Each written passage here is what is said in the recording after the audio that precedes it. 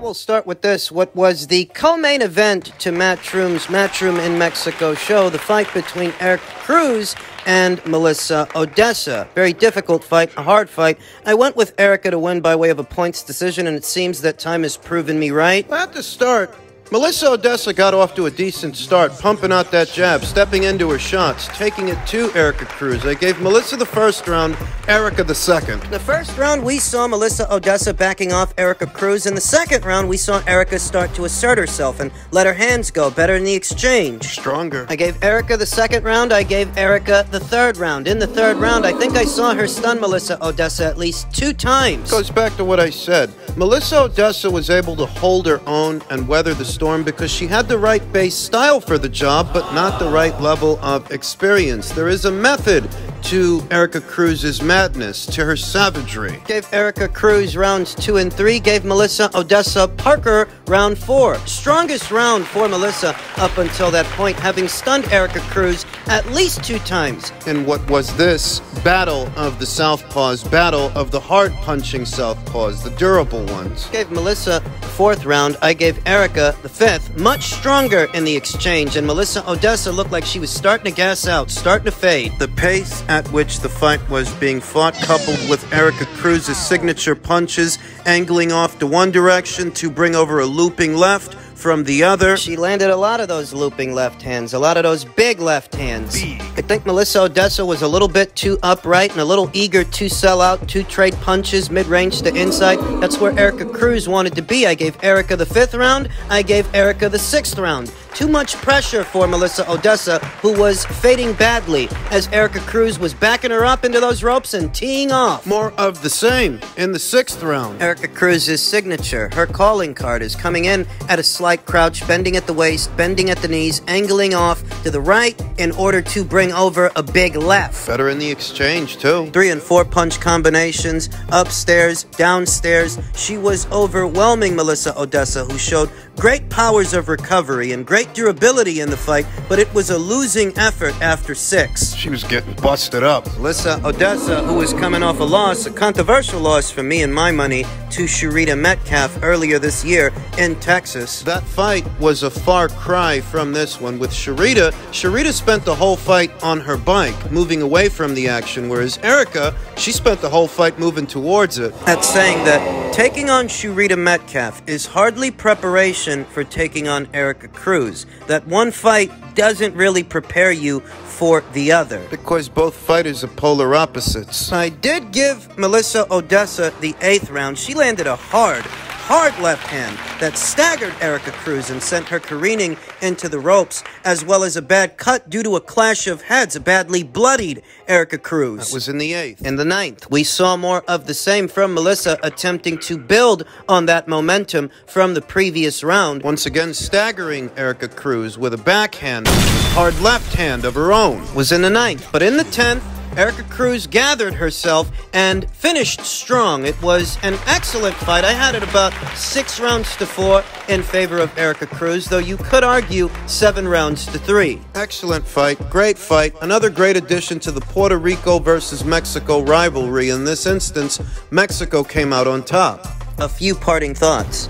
Even though Melissa Oddessa didn't secure the W, she didn't win the fight, she did put on a show opposite the ring Erica Cruz, thereby proving her worth, her entertainment value, and I would like to see Matchroom bring her back for some other fights with perhaps some other fighters. She could be a welcome addition to the stable if she's guided properly. Even though she didn't win the fight. Not dissimilar from what we saw with Ebony Bridges downstairs at 118 pounds after she lost to Shannon Courtenay. After that, they decided to bring her back. They decided to sign her. Should do that with Melissa. As far as Erica, this fight that she had with Melissa yesterday south of the border was for a WBA title shot. WBA title shot at that division's WBA champion, Mayerling Rivas. This fight was intended to be a segue to that. And based on what I saw from Erica and based on the landscape, I can't think of too many fighters that can stand up to Erica's pressure, her power, or her combination. She gets Mayerling Rivas in the ring.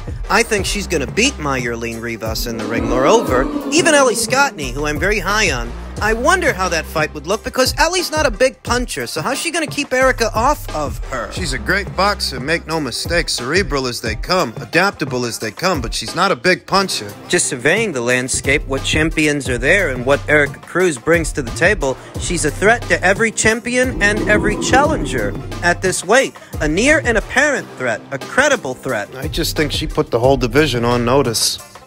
Men's welterweight news. Danny Garcia is hoping for one final championship reign before hanging them up. Even though he hasn't said it outright, it's not a secret that at this point, there's not much left for Danny to do except retire. Before he does, he wants to see himself crowned a 3-division champion. At times, even during the middle of a conversation, Danny Garcia stops what he's doing and smiles. Some may view it as strange behavior, but there's a reason behind it. Garcia didn't come from much. Sure, he was the top-rated amateur back a few decades ago, and of course, he walks around nowadays in fancy clothes while getting in and out of luxurious vehicles, but there was once a time when he barely got by. Take a number, sweetheart. They don't call boxing a poor man's sport for nothing. The story of Danny Garcia and his humble beginnings is the same story you'll find when it comes to many boxers. Many boxers. In fact, very few actually come from money. Very few. He can still hear the creaky floors in his childhood home. He can also taste the homemade sandwiches that he used to make. They weren't always the best, but his stomach no longer growled in the middle of the night. Can we just put the violins away? Nowadays, Garcia lives an entirely different lifestyle. The Philly native thoroughly enjoys the fruits of his labor. If he wanted, he could walk away from the game today. His legacy is secured. His money isn't drying up anytime soon, and most importantly, he's healthy. But while the thought of hanging up his gloves does cross his mind from time to time, until he regains a specific euphoric feeling, Garcia refuses to do so. I wouldn't say that I'm thinking about retirement, but I want to be healthy when I leave, said Garcia recently on Fight Hub TV, and I want to be a champion. Nobody ever tells you the whole story. Nobody ever shows you all their cards. Danny Garcia got a very opportunistic shot at Errol Spence Jr. in late 2020, and we all know that he dropped the decision. We all know that he lost the fight. The matchmaking since then, and the schedule of inactivity rather, has been less than ambitious. Even this fight that he's about to have at some point this year with Lara. It's opportune. Fighting an aging fighter, an aging champion who has not seen action in a long while. It's opportune. The last piece of information is the most salient. It's been over 6 years since Garcia has been able to wrap any sort of championship gold around his waist. He's had a few cracks to regain that status, but losses to Sean Porter and Errol Spence ensured that his hopes and dreams weren't fulfilled. These days, Garcia fights less and less. He's a quasi-retired fighter. Making it arduous for him to grab another trinket before he hangs them up. Still, even with a meager schedule, Garcia is attempting to line up a fight against current WBA middleweight champion Lara. Another sparsely active fighter, like many sparsely active fighters on that side of the street. On the face of it, it would seem that Danny still has some aspirations and some ambition left. His bid to see himself become a 3-division champion, though it's not without angling. I mean, look at who he's fighting. You can't even say that this is a big fight, like a big-name fight. It's not that, because Danny's name ain't worth what it used to be worth, and neither is Lara's. I want to be a 3-division champion. 2 is good, but 3 is a whole different legacy. That's why I want this Lara fight. It's the fastest way for me. Stylistically, just based on styles, how both these fighters operate, that Danny Garcia is a bit of a slow-footed counterpuncher, and Lara at least for many years, was an outside fighter, an outside jabber. A safety-first kind of fighter that's never been stopped, that's never been knocked out. 29 wins, 3 losses, 3 draws. With 17 knockouts, having never been knocked out in 35 professional contests. 40 years old here today, 5 years older than Danny Garcia. WBA middleweight champion as a result of Gennady Golovkin's non-compliance to satisfy him as his mandatory challenger. The belt went to Lara, and here we are. Lara, who expects to fight Danny Garcia next, and is confident of the victory, just based on styles.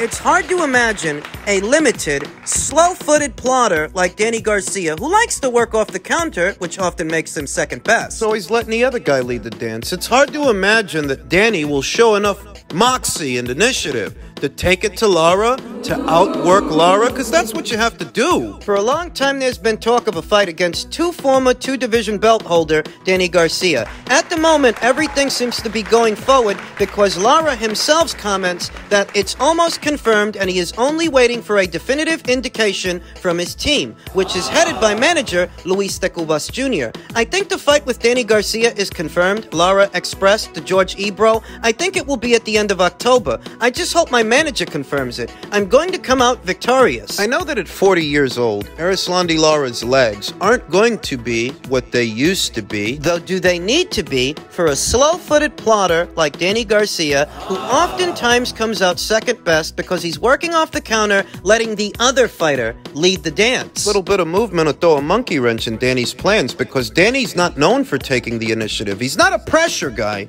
He's not a pressure fighter. Lara is training hard and not overlooking the challenge from Garcia, a former unified 140-pound champion and a former champion at 147 many years ago. I continue to take care of myself, and continuing to work is what keeps me in shape. The motivation to continue at my age is because of my children. I owe everything to my children, to give the best to them, to my family, to my wife, and to move forward. That is most important. I think about the fight based on the styles of the fighters, and I lean towards Lara. But then I think about the PBC's shenanigans and how far they're willing to go. You think about Rolly Romero versus Jackson Marinez, an obvious gift. You think about Rolly Romero versus Ishmael Barroso, a controversial stoppage based on punches that didn't even land. Think about it. When I think about the styles of the fighters, I lean towards Lara. In spite of his age, I lean towards Lara. But when I think about the PBC's shenanigans, and that they're still spending money on Danny Garcia fights, and I get the impression they're fattening him up for someone,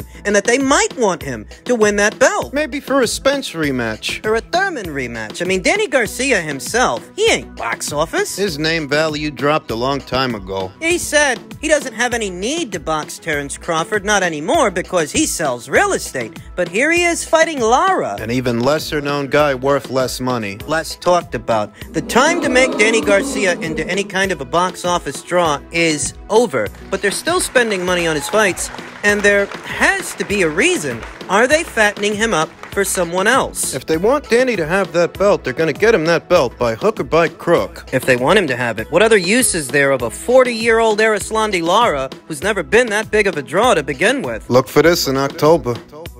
And finally, in men's heavyweight news, Frank Warren is making a recommendation. He's saying Joshua versus Wilder will not happen. Joshua should fight Daniel Dubois. Okay, send him over. This is not a fight that I'm against. I would relish the opportunity to watch Anthony Joshua thoroughly outclass Daniel Dubois. What happened to their petition to the WBA for a rematch with Usyk? This happened.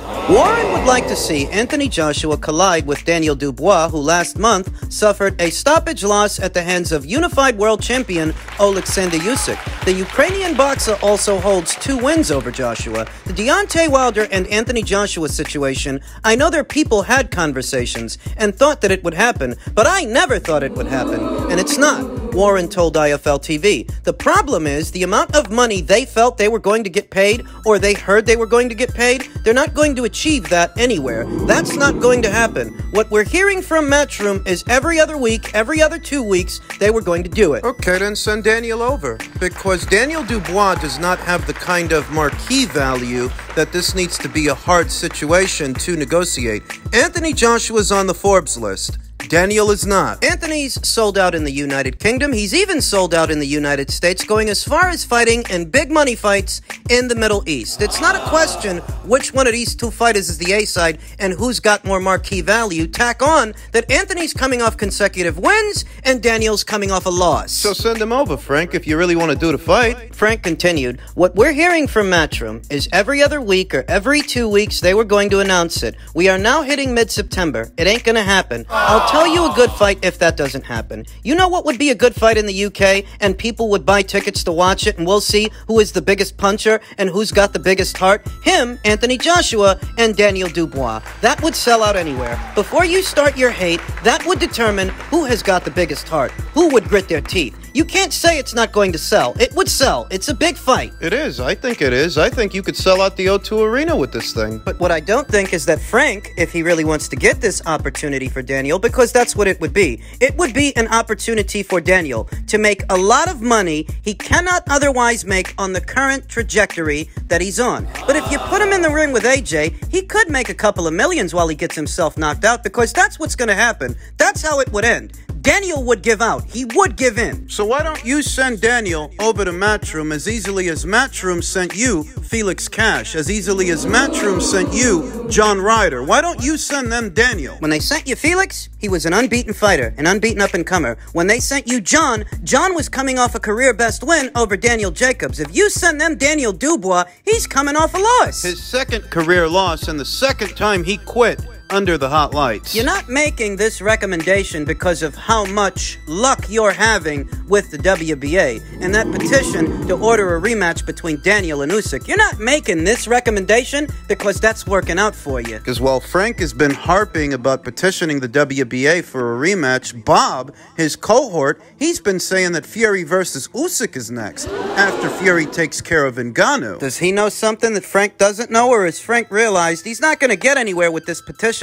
and he wants to put his guy in a big fight? He wants to cash him out. And who better to cash him out against than the UK's biggest draw, Anthony Joshua, who they love to tear down every chance they get. They can't seem to duplicate his marquee value. If he's as bad as you say he is, why are you still attaching the names of your fighters to his name? Why? How's the Justice for Daniel campaign going? How many tickets at York Hall? How many tickets at the Kappa Box do you think you're going to sell beating that drum? How many? You put Daniel Dubois in a rebound fight with a Lardy kind of guy or a Sam Sexton kind of guy, that's not going to move no units. That's not going to sell no tickets, and you know it. That's why you're still talking about Anthony Joshua. I don't see you recommending that he fight Deontay Wilder. Deontay hasn't fought since late last year. It's been, what, 10, close to 11 months since he fought? Why aren't you recommending that Daniel fight him? And it's because Wilder won't get Daniel the kind of money that AJ will get him. So if you think for a second that this is a fight you need to co-promote, this needs to be a co-promotion. Forget it. You either send him over as easily as John Ryder was sent to you, as easily as Felix Cash was sent to you. You send him over,